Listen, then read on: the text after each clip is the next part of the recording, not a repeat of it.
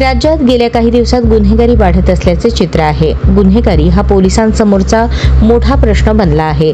पैसा, ड्रग्ज, अनैतिक संबंध यातून गुन्हेगारी घडत असताना पुण्यातील पिंपरी चिंचवडमध्ये एका तरुणीने मित्राच्या मदतीने एकाची हत्या केल्याने खळबळ उडाली आहे। मयत तरुण वारंवार तरुणीला त्रास द्यायचा, त्यातून ही घटना घडल्याचे आतापर्यंतच्या प्राथमिक पोलीस तपासात समोर आले आहे।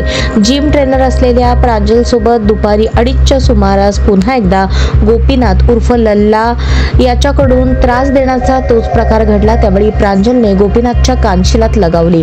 त्यानंतर तिने आणि यशने मिळून लोखंडी रॉड आणि पहारीने मारहाण केली। यात गोपीनाथ गंभीर जखमी झाला। जखमी अवस्थेतील गोपीनाथला रुग्णालयात दाखल केले असता डॉक्टरांकडून त्याला मृत घोषित करण्यात आले।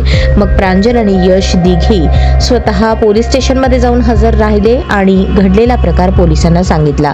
प्रांजल आणि यश ज्या जिमचे ट्रेनर आहेत त्याच जिममध्ये गोपीनाथ जिमला येत होता। तिथेच यांची वर्षभरापूर्वी ओळख झाली। मात्र गोपीनाथ प्रांजलकडे पैशांची मागणी का करत होता, तो तिला शिवीगाळ करून का त्रास देत होता, असा आरोप केला जात आहे। मात्र हे अद्यापही अस्पष्ट आहे। आता पोलीस तपासात प्रांजल आणि यशकडून या बाबी समोर येतील। सध्या पोलिसांकडून या घटनेचा तपास सुरू आहे।